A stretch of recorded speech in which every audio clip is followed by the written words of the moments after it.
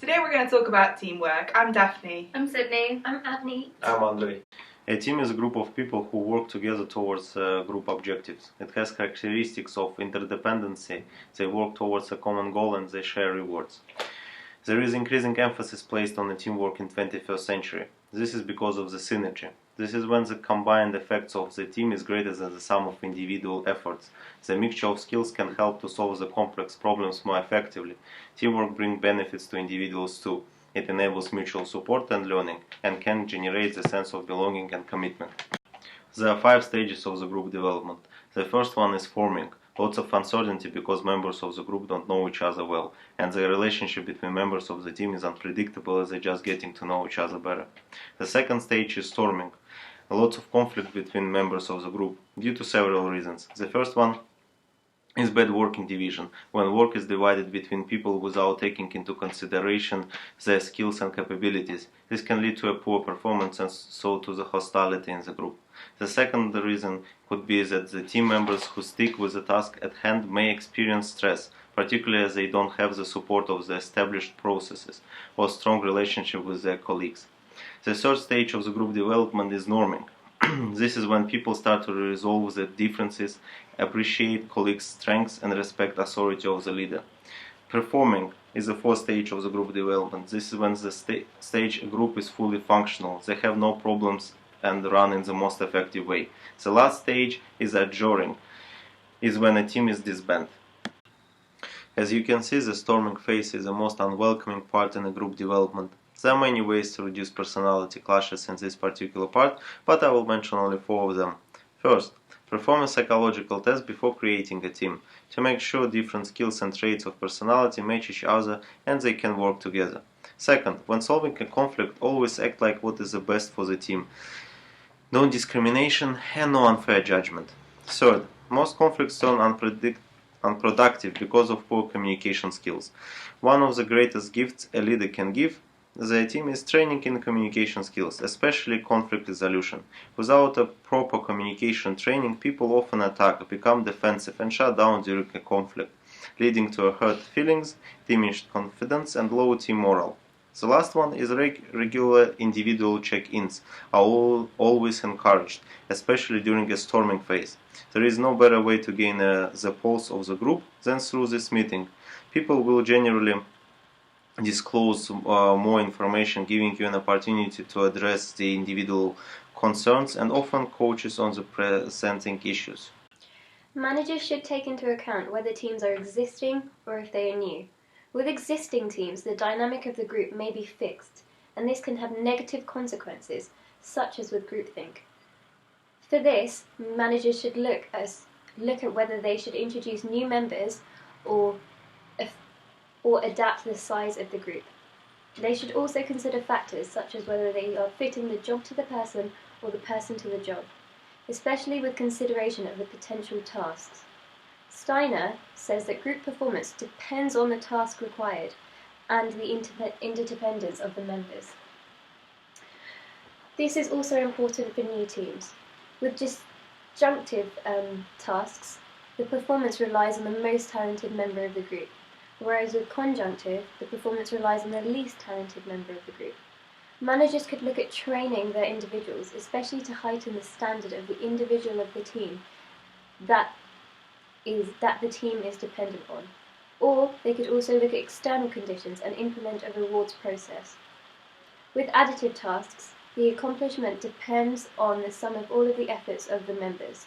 Managers should look at the member resources as a whole, with the group composition of what each member may bring to the table, such as their personalities, which is looked at by Belbin. Size is an important factor to think about when forming effective teams. With too few people, a team will not have all the resources and skills it needs to complete tasks. Too many members, however, can make communication and coordination difficult and lead to poor team performance. Research shows that teams perform best with 5 to 9 members. Belbin researched teams and suggested that the optimum team has 8 roles. Teams benefit when they have similarities in background. This can reduce conflict and miscommunication. Having fewer differences can reduce the amount of time a team takes to become an effective working group due to a decreased need to adjust individual work styles. However, more diversity in skills and experience brings broader perspectives and different approaches to team's work. If a team is too big, social loafing can occur. This is when fewer members do more work to make up for members who do not contribute as much.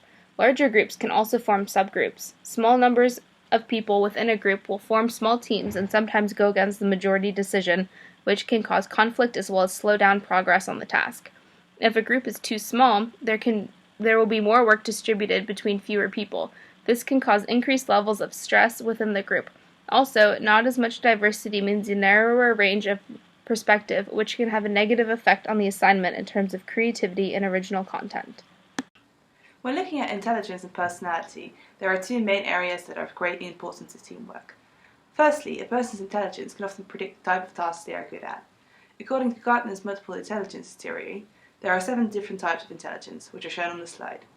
For example, a person with high spatial intelligence might be very suitable for a project that involves redesigning and redecorating a retail store. Secondly, our personalities have a big influence on how we interact with other people and how we behave in teams. On the slide you can see the so-called Big Five model, which states there are 5 fundamental traits of personality. These are reflected in our behavior and may therefore influence our team behavior and preferences. For example, an extrovert person may enjoy attending a busy group meeting with lots of people and lively discussion, while an introvert person might prefer working in a small team with just 1 or 2 others. Earlier, I've talked about fitting a job to the person or fitting the person to the job. Individual differences are key to both these options. When creating teams, managers should make sure that the personality of the team members and the nature of the task at hand match. They can either select team members with certain personalities based on the task requirements, or appoint tasks to a team based on the personality of the members. Meredith Belbin identified 9 different team roles, which are shown on the slide, and suggested that a key factor behind effective and high-performing teams is the presence of people in a team who together fulfill all these roles. Now, one of our tutorial exercises was to determine our own team types, and it was interesting to see how these have influenced our work as a team. For example, we had 2 people who scored high on the team worker role. Belbin describes his type as caring and having a positive influence on team spirit, which really showed in these people during our meetings. They tried to listen to the whole team and make sure disagreements didn't escalate.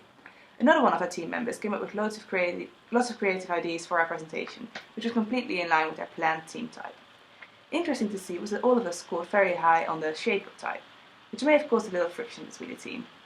We all had ideas about how things should go, and may at times have been a little insensitive about this. When this happened, it was great to have team workers in our group, to prevent things from getting out of control.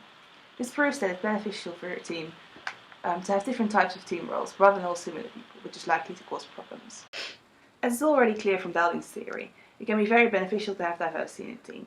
Not only will a diverse group of people have more different skills and useful perspectives than a homogeneous group, it also reduces the risk of groupthink, which we will talk about later, and offers team members the opportunity to learn from each other's ideas and approaches. This generally results in a more effective and creative group. However, it is important to note that group diversity can also cause poor communication, a lack of trust, and personality conflicts, which may escalate in the storming phase of group development. In order to maximize the benefits of group diversity, it is therefore essential that managers actually try to manage this diversity. To reduce the risk of negative effects, managers should encourage people to express their doubts and feelings, encourage people to be open-minded instead of forming opinions about each other based on stereotypes, ensure that people believe in each other's capabilities, for example by telling them about past success and achievements, and establish an environment where criticism of one's ideas is not taken personally. To ensure that they have diverse teams, managers could decide to use Belbin's team type test before creating teams. Managers should try to establish clear responsibilities within their members in order to avoid this. There is also the chance of too much cohesiveness, which can lead to groupthink. And in order to avoid that, a team needs high group performance norms. Norms are rules and expectations within the group. Managers can encourage high performance norms by establishing a certain working environment that lets members feel free to speak up about real issues that may be preventing them from achieving goals. And so, there is an atmosphere of openness and supportiveness. Groupthink is a failure of group decision-making defined by Irving Janis, where the motivation of group members seeking an agreement is more important than speaking up with original ideas or when they don't feel something is right. Janis outlined 8 symptoms of groupthink. These include illusions of invulnerability, where members take extreme risks and are very overly optimistic, collective rationalization, where members discredit and explain away warnings contrary to groupthink; illusions of morality, where members believe their decisions are morally correct, ignoring the ethical consequences of their decisions; excessive stereotyping, where the group constructs negative stereotypes of rivals outside the group; pressures for conformity, where members pressure anyone in the group who expresses arguments against the group's stereotypes, illusions, or commitments; self-censorship, where members withhold their dissenting views and counter-arguments; illusions of unanimity, where members perceive falsely that everyone agrees with the group's decision; and finally, mind guards, where some members appoint themselves to the role of protecting the group from adverse information that might threaten the group complacency. Janice calls these effects of groupthink products. The 6 products are the consequences to poor decision-making that lead to unthought-out solutions. The first product is when the group limits its discussion to a few alternative plans of action, often only 2, without looking at more alternatives. The second product happens when the group fails to review the original plan after realizing risks they had not thought of before. The third product is when members of a group spend little or no time discussing whether there are obvious gains they may have overlooked. The fourth product deals with the members of a group making no or little attempt to get outside information from experts because they are afraid to find any information that might sway the group from the desired plan. The fifth product is when members of a group show positive interest in facts and opinions that support their way of thinking, ignoring facts and opinions that do not support their views. The sixth and final product is when the members of a group spend only a little time talking about how the plan might change due to unforeseen circumstances. They do not work out contingency plans to cope with dilemmas that could harm the overall success of their plan. Managers can help prevent groupthink. Making sure a team is diverse for starters is the main thing. Groupthink will not happen if there is enough diversity that all ideas are considered. Managers can also make sure teams are considering alternative routes, forcing them to think outside their usual box. By fostering an environment where differences are welcomed, managers can make sure the team or group benefits from having a variety of complex viewpoints. Once teams are formed, managers' responsibilities are to reward for motivation and better performance, can be financial or non-financial rewards. Set clear goals for making sure the team is well informed about what to do and how to do it. This will limit the uncertainty and reduce stress. Managers have to monitor the performance, make sure that the quality and the productivity is constant and not falling. So last but not the least, resources have to be managed in an effective way, otherwise misallocation of resources, which can lead to a loss of human resources and so to the inefficiency. The last is to be a good leader. He must often lead people in directions that they do not want to go and to get them to accomplish things that they otherwise would not. An effective manager must be able to set a vision for his organization or department and have his staff see the values in that vision. Not only should managers be aware of the stage of group development and the differences between new and existing teams, they should also consider team size to ensure teams are big enough to function but small enough to avoid social loafing. Individual differences in team roles to match team members in tasks and team members with each other. Group diversity, because diverse groups have the potential to be much more effective than homogeneous groups. Cohesion and group relations, because having a shared sense of purpose can have a big impact on group's motivation to perform. Avoiding groupthink, because groupthink can cause groups to make irrational decisions. Continued performance and a manager's responsibility, because forming a group is one thing, but keeping it effective is perhaps the biggest challenge of all. All in all, we can conclude that forming a high-functioning team is not an easy task. With the right approach, it can certainly be achieved. Thank you for your attention.